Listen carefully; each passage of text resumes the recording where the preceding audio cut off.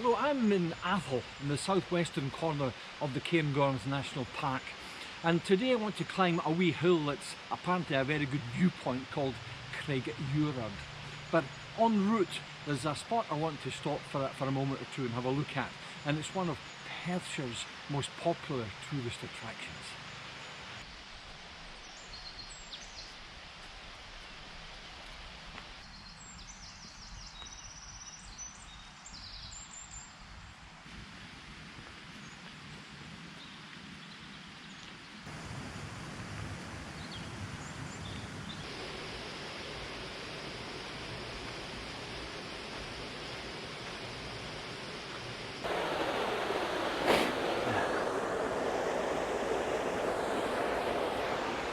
These are the Bruar Falls, and they were visited by a writer by the name of William Gilpin in the 18th century, who really wasn't that impressed. He said although the falls were quite impressive in themselves, the fact that they were naked in their accompaniments made them of no value at all.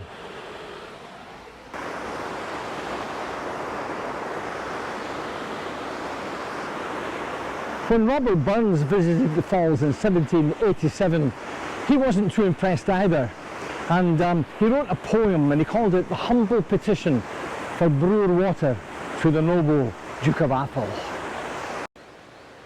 Burns's 11-verse poem contained these lines: "Would then my noble master please to grant my highest wishes, he'd shade my banks with towering trees and bonny spreading bushes."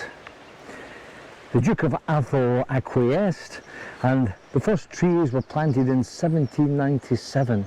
Sadly, the bard died before the plantations grew, but others have left their impressions in words and pictures. People like William Wordsworth, William Turner, Queen Victoria, and thousands of appreciative visitors from home and abroad.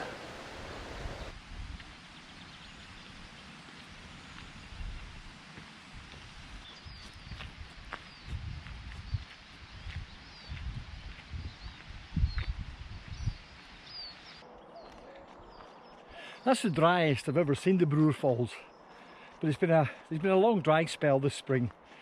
But come after a deluge and look at the water, and it really is magnificent. So while the falls today were slightly disappointing, the trees are always good.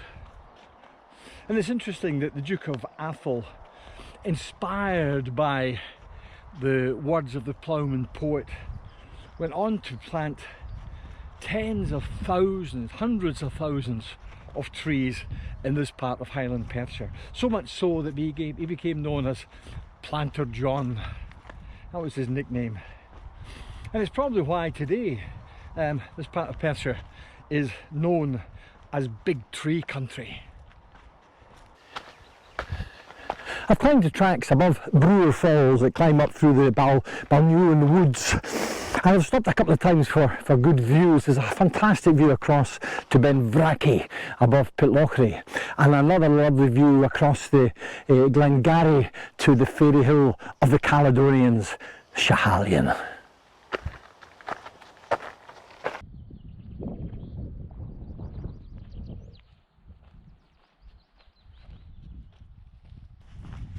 There's lots of clear felling going on here at the moment, which is a wee bit ironic, since Planter John spent so much time and effort planting all these trees in the first place.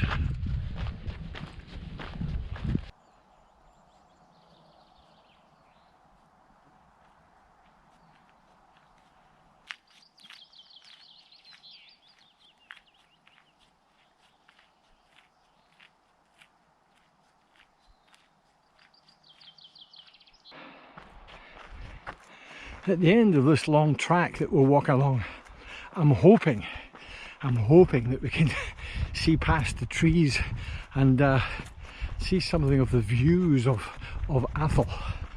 Fingers crossed.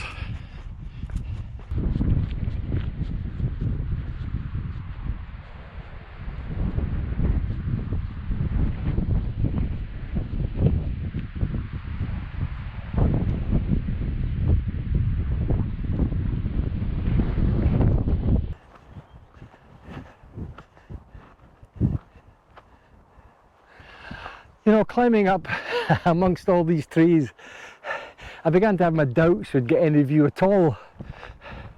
But the summit of Craig Orard is just up there in the trees, and I think it's pretty well covered. But this is a lovely opening. An old cart track comes up here and opens out this expansive view down into the Blair of Atholl. It really is quite lovely.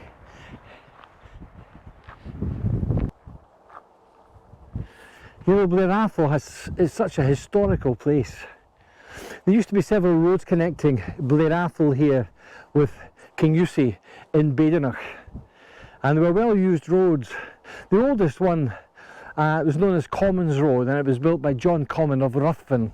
And the story goes that he was staying at an inn at Kilmahog near Blair Atholl, and he rather liked the ale that was served in this inn, so much so that he had a cart track built between Blair Atholl and Ruthven, so that carts could go along there with kegs of the Kilmahog ale. You can see Blair Castle down there, the white building of Blair Castle, the ancestral home of the Clan Murray, and behind it rising the lovely slopes of Benavraki above Pitlochry, a great favourite wee hill of mine.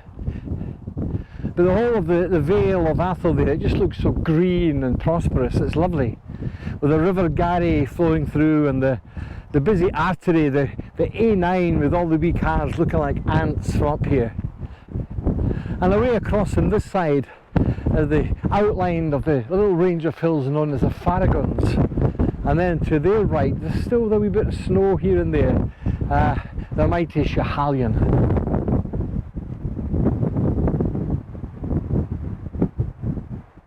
Wonderful, absolutely lovely, well worth the effort.